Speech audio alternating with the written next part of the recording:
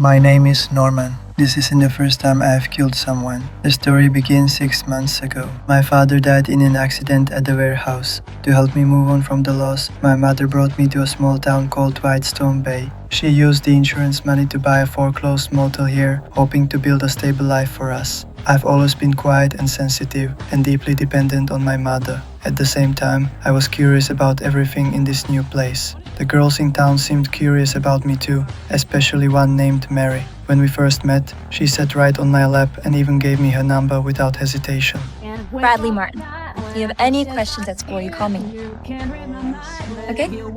Thanks. When my teacher found out I had transferred schools several times and had recently lost my father, my homeroom teacher, Miss Benna, started giving me extra attention. She encouraged me to join the school's track team, but that concern...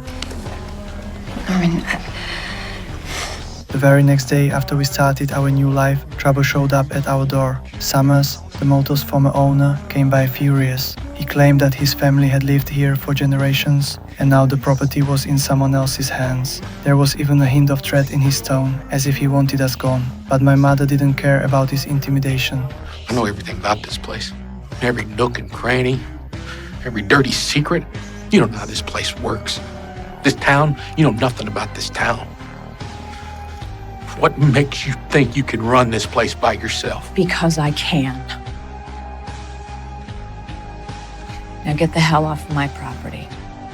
And if I ever see you here again, I will call the police or I will shoot you myself. Her defiance only made Summers angrier. Having lived here all his life, he knew most of the local cops and all the little secrets this town tried to hide. In his mind, there were 100 ways to drive us out.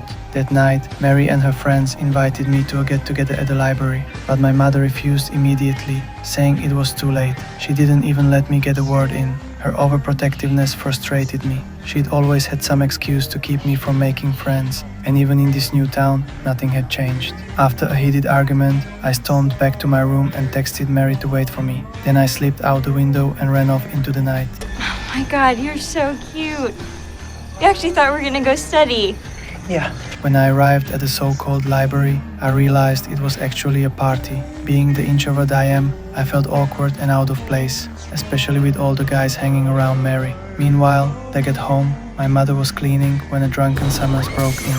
He didn't know I wasn't there. Terrified, my mother called out my name and grabbed a knife to defend herself. But Summers kicked her to the ground, and during the struggle, he cut his hand. He dragged her across the floor, taped her mouth shut,